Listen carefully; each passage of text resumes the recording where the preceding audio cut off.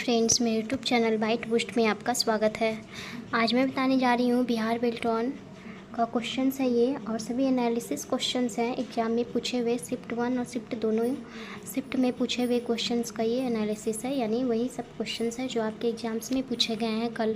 तो ये क्वेश्चन है, तो पूरा क्वेश्चंस को ज़रूर से देखिएगा, और जो भी क्वेश्चंस का आंसर्स पता हो तो ज़रूर बताइएगा कमेंट बॉक्स में। सभी क्वेश्चन जो हैं इंपॉर्टेंट हैं और एग्जाम में पूछा हुआ क्वेश्चंस मैं बता रही हूँ। कल के एग्जाम्स में सभी क्वेश्चंस पूछे हुए थे, तो वही क्वेश्चंस मैं बता रही हूँ। तो पूरा वीडियो जरूर से देखिएगा लास्ट तक, और जिस क्वेश्चन का आंसर आपको पता हो तो कमेंट बॉक्स में जरूर बताइएगा, और कितना क्वेश्चन बन पाया है ये भी बताइएगा।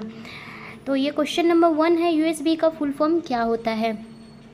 यूएसबी का फुल फॉर्म क्या होता है। और अगर वीडियो अच्छा लगा हो तो एक बार लाइक ज़रूर कीजिएगा, और अपने फ्रेंड्स को शेयर भी कीजिएगा, और चैनल पे नए हो तो सब्सक्राइब भी ज़रूर से कीजिएगा।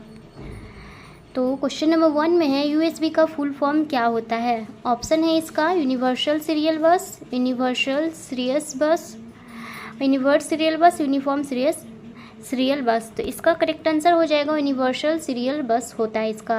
यूएसबी का फुल फॉर्म क्या होता है, यूनिवर्सल सीरियल बस। ऑप्शन है इसका करेक्ट हो जाएगा। यूएसबी का फुल फॉर्म मैं इसके पहले वाले वीडियो में भी बता चुकी हूँ। अगर पहले वाला वीडियो देखिएगा मेरा तो उसमें जोर से बताया हुआ होगा यूएसबी का फुल फॉर्म क्या होता है। आगे है क्वेश्चन, एमएस वर्ड में मेल मर्ज स्टार्ट करने के लिए इन्वेलप कैसे बनाया जाता है। तो मेल मर्ज को स्टार्ट करने के लिए इन्वेलप कैसे बनाते हैं। ऑप्शन है मेलिंग्स में जाएंगे, स्टार्ट मेल मर्ज, फिर ओके में जाएंगे, फिर लिंक्स में जाएंगे, स्टार्ट मेल मर्ज में जाएंगे, सिलेक्ट साइज, फिर ओके में जाएंगे, मेलिंग्स में जाएंगे, फिर स्टार्ट मेल मर्ज, फिर इन्वेलप, सिलेक्ट साइज, फिर ओके में जाएंगे, स्टार्ट मेल मर्ज में जाएंगे, इन्वेलप, फिर सिलेक्ट साइज में जाएंगे।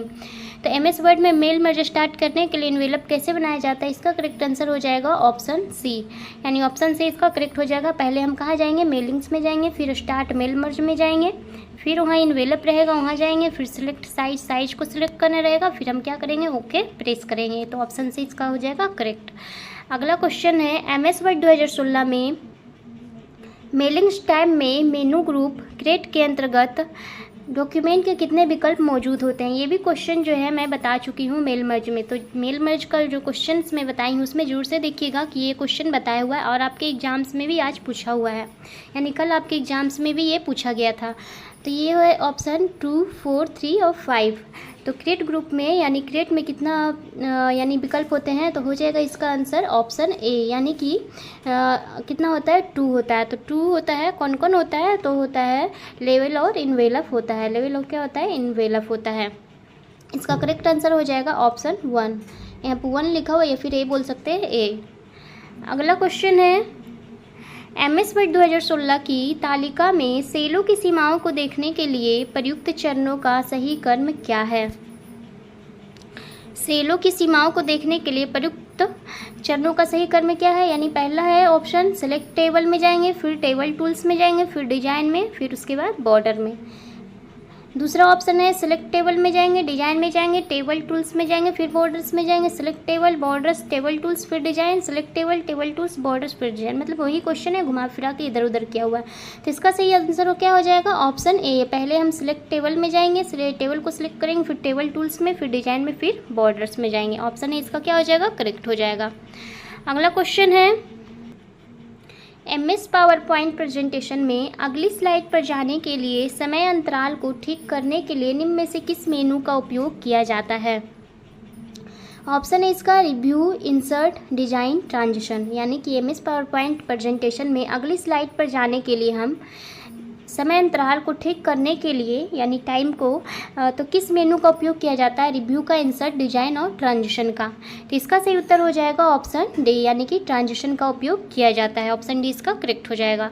अगला क्वेश्चन है, क्विक एक्सेस टूल बार पर स्थित यह बटन आपको अपने ताज़ा कमांड या एक्टिविटी को कैंसिल करने की सुविधा प्रदान करता है। तो क्विक एक्सेस टूल बार में कौन कौन होता है, तो अनडू होता है और रीडू होता है, सेव, अनडू और रीडू होता है। सेव, अनडू और क्या होता है, रीडू होता है, इसमें क्विक एक्सेस टूल बार में होता है। यहाँ पे है कि अपनी ताज़ा कमांड और एक्टिविटी को कैंसिल करने की सुविधा प्रदान करता है क्विक एक्सेस टूल बार पर। तो कौन करता है, ऑप्शन है इसका अनडू, रीडू, कॉपी, पेस्ट।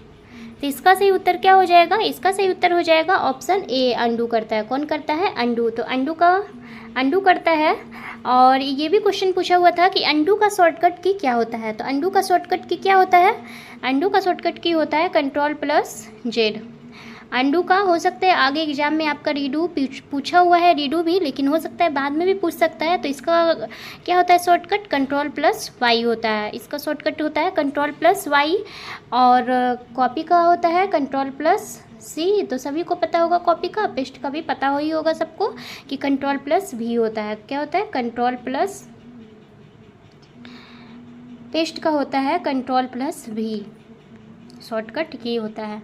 तो सभी का शॉर्टकट की बता चुकी हूँ। तो यहाँ पे है कि क्विक एक्सेस टूल बार पर स्थित यह बटन आपको अपने ताज़ा कमांड एक्टिविटी को कैंसिल करने की सुविधा प्रदान करता है। कहाँ पे? क्विक एक्सेस टूल बार पे कौन करता है? तो हो जाएगा अंडू।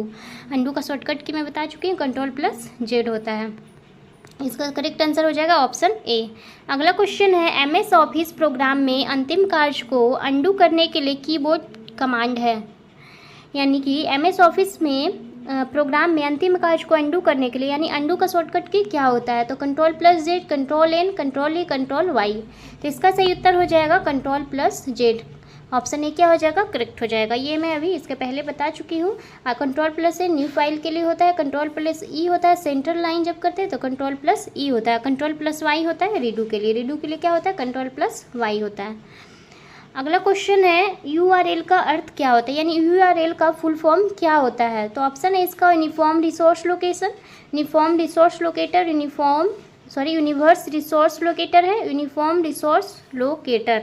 तो इसका सही उत्तर हो जाएगा option D, uniform resource locator होता है। ऑप्शन डी इसका क्या हो जाएगा? करेक्ट हो जाएगा। URL का फुल फॉर्म जो है सभी एग्जाम्स में, यानी कि जितना भी अभी तक एग्जाम्स हुआ है सभी में पूछे ही गए हैं। एक दो फुल फॉर्म, एक शिफ्ट में 2 फुल फॉर्म पूछा जा रहा है। इसमें है किसी कॉलम में टेक्स्ट प्राय अलाइन होते हैं। ऑप्शन है इसका लेफ्ट, राइट, सेंटर और इनमें से कोई नहीं। तो टेक्स्ट प्राय अलाइन किसके होते हैं? तो लेफ्ट अलाइन होते हैं, और नंबर जो होता है वो राइट अलाइन होता है। तो इसमें टेक्स्ट प्राय अलाइन होते हैं लेफ्ट। ऑप्शन है इसका क्या हो जाएगा? करेक्ट हो जाएगा।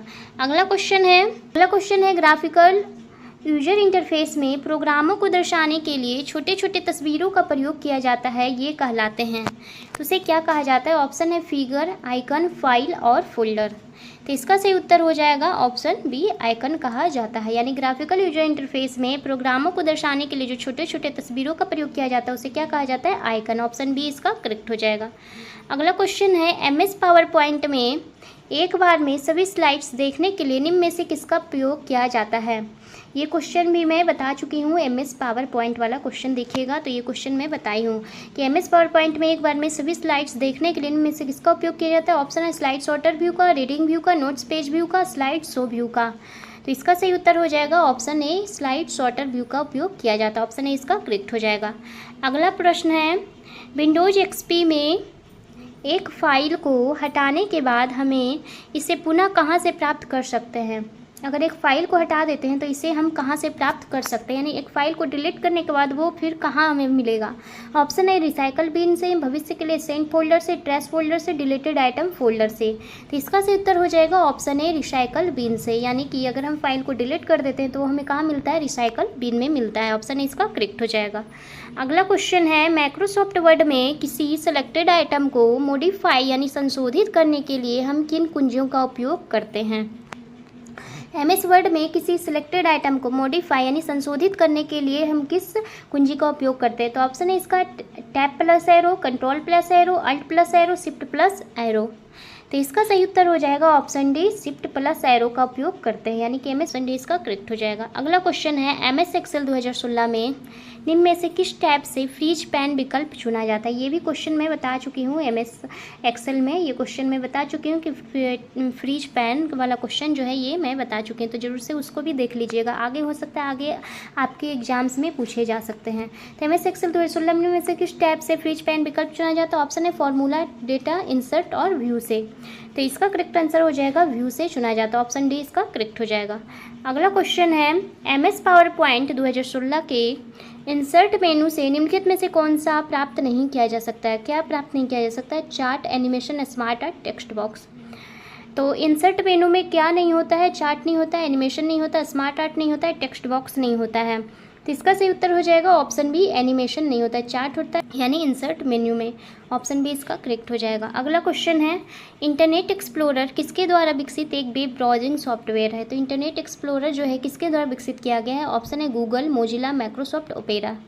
तो इसका सही उत्तर हो जाएगा ऑप्शन सी, यानी माइक्रोसॉफ्ट के द्वारा विकसित किया गया है इंटरनेट एक्सप्लोरर। ऑप्शन सी इसका करेक्ट हो जाएगा, यानी थर्ड नंबर क्या हो जाएगा? सही हो जाएगा। अगला क्वेश्चन है, निम्न में से कौन प्री डिफाइंड फॉर्मूला होते हैं जो स्वतः गणना का कार्य करते हैं? ऑप्शन है इसका function, word rap, AutoSum, logical. तो इसका सही उत्तर क्या होगा? तो इसका सही उत्तर हो जाएगा ऑप्शन ए, यानी फंक्शन। प्री डिफाइंड फॉर्मूला होते जो गणना का कार्य करते हैं, कौन होते हैं? तो फंक्शन। ऑप्शन ए इसका करेक्ट हो जाएगा। अगला प्रश्न है, MS एक्सेल 2010 में फॉर्मेट पेंटर बटन किस टैब में मौजूद है? यानी कि फॉर्मेट पेंटर जो है कहाँ मौजूद होता है? ऑप्शन है इसका इंसर्ट टैब में, फॉर्मूला टैब में, डेटा टैब में, होम टैब में। तो इसका सही उत्तर हो जाएगा ऑप्शन डी, होम टैब में। यानी कि फॉर्मेट पेंटर बटन कहाँ होता है? होम टैब में होता है। ऑप्शन डी इसका, यानी 4 नंबर क्या हो जाएगा? करेक्ट हो जाएगा। तो सभी क्वेश्चन जो हैं बहुत ही इंपॉर्टेंट हैं और आपके एग्जाम्स में पूछे हुए क्वेश्चंस हैं और कल के एग्जाम्स में ये सब क्वेश्चन पूछे हुए हैं। तो क्वेश्चन जो है सभी जरूर से देखिएगा और एंड तक देखिएगा सभी क्वेश्चंस, और जिसका आंसर्स आपको पता होगा तो कमेंट बॉक्स में जरूर बताइएगा किस क्वेश्चन का आंसर्स पता है। अगला क्वेश्चन है, निम्न माइक्रोसॉफ्ट एक्सेल निम्नलिखित में से कौन से माइक्रोसॉफ्ट एक्सेल फंक्शन का परिणाम होगा? काउंट है A 1 2 3 4, ये दिया हुआ है, यानी काउंट दिया हुआ है, ये फॉर्मूला है। तो इसका होगा 5, 0, 4 और 10। तो काउंट जब दिया हो रहता है फॉर्मूला में तो वो सिर्फ नंबर को हम काउंट करते हैं। काउंट रहेगा तो किसको करेंगे? नंबर को काउंट करेंगे। तो इसमें कितना नंबर है? ABCD जो रहता है ये लेटर है, तो लेटर काउंट नहीं करते हैं काउंट में, तो नंबर करते हैं। तो 1 2 3 4 नंबर है, तो इसका आंसर क्या हो जाएगा? 4 हो जाएगा। तो ऑप्शन थर्ड यानी कि 4 नंबर, ऑप्शन थर्ड सही हो जाएगा, यानी 4 होगा, करेक्ट हो जाएगा, यानी सी। इतना ही क्वेश्चन था फ्रेंड्स, और सभी क्वेश्चन जो है आपके एग्जाम्स में पूछे हुए हैं, तो ज़रूर क्वेश्चंस को ज़रूर से देखिएगा। 20 क्वेश्चंस ही है और इसमें और क्वेश्चंस पूछा गया था। तो ये क्वेश्चंस पूछा गया था कि लेफ़्ट इंडेंट और राइट इंडेंट, लेफ़्ट इंडेंट और राइट इंडेंट से भी क्वेश्चन आया था। वो सब क्वेश्चंस मैं नहीं दी हूँ, लेफ़्ट और राइट इंडेंट से भी क्वेश्चंस आया था। और एक क्वेश्चन और आया था फुट नोट और इन नोट, यानी कि फुट नोट और इन नोट क्या होता है? तो फुट नोट जो होता है, इससे भी क्वेश्चंस कल आपके एग्जाम्स में आए थे। तो फुट नोट क्या होता है? तो फुट नोट जो होता है डॉक्यूमेंट के प्रत्येक पृष्ठ के अंत में दिखता है। डॉक्यूमेंट के प्रत्येक पृष्ठ जो होता है अंत में दिखता है, उसे बोला जाता है फुट नोट। और एक होता है इंड नोट, एक क्या होता है? इंड नोट होता है। एक होता है फुट नोट, एक होता है इंड नोट। तो इंड नोट जो होता है टेक्स्ट के बिल्कुल बाद में दिखता है, यानी कि जो टेक्स्ट हम लिखते हैं उस बिल्कुल बाद में दिखता है, टेक्स्ट के बिल्कुल बाद में दिखता है। वो डॉक्यूमेंट के प्रत्येक पृष्ठ के अंत में दिखने वाला नोट होता है फुट नोट। इंड नोट जो होता है यानी फाइल के अंत में जोड़ा जाता है, ये भी बोल सकते हैं इंड नोट। तो इतना ही क्वेश्चंस था, पूछे गए थे आपके एग्जाम्स में, जो कि मैं बता चुकी हूँ। और इंडेंट से क्वेश्चन था, इंडेंट यानी राइट, कौन कितने इंडेंट होते हैं? लेफ़्ट और राइट, 2 प्रकार के होते हैं। कौन कौन होते हैं? लेफ़्ट इंडेंट होते हैं और कौन होते हैं? राइट इंडेंट होते हैं। लेफ़्ट होते हैं और राइट इंडेंट होते हैं। इससे क्वेश्चंस पूछा गया था आपके एग्जाम्स में। और क्वेश्चन नहीं पूछा गया था, हाँ एक पूछा गया था मैक्रोज का जो होता है शॉर्टकट की क्या होता है? तो इसका शॉर्टकट की क्या होता है ये आप लोग बताइएगा कमेंट बॉक्स में कि मैक्रोज का शॉर्टकट की क्या होता है। मैक्रोज जो होता है इसका शॉर्टकट की क्या होता है, आप लोग जरूर से बताइएगा, क्योंकि ये क्वेश्चन भी पूछा गया था। हो सकता है आगे आपके एग्जाम्स में भी पूछे जाएँ। और मेल मर्ज में जो स्टेप होता है वो भी आपके एग्जाम्स में पूछे गया था। मेल मर्ज में स्टेप मैं बता चुकी हूँ। मेल मर्ज में 6 स्टेप होता है और कौन कौन सा स्टेप होता है ये भी मैं बता चुकी हूँ। तो मेल मर्ज जब मैं पढ़ा रही थी तो उस टाइम का वीडियो ज़रूर से देखिएगा। 2 वीडियो मैं बनाई हूँ उस पर, मेल मर्ज पे, तो दोनों वीडियो ज़रूर देखिएगा।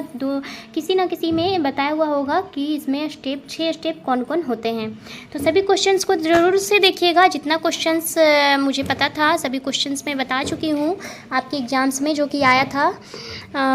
तो इतना क्वेश्चंस हैं और सभी क्वेश्चन को देखिएगा, जिनका एग्ज़ाम्स होने वाला है तो ज़रूर से याद कर लीजिएगा सभी क्वेश्चंस, और बहुत ही इंपॉर्टेंट हैं क्योंकि इसी टाइप का क्वेश्चंस आपके एग्ज़ाम्स में आ रहे हैं और आगे भी आपके एग्ज़ाम्स में आएंगे।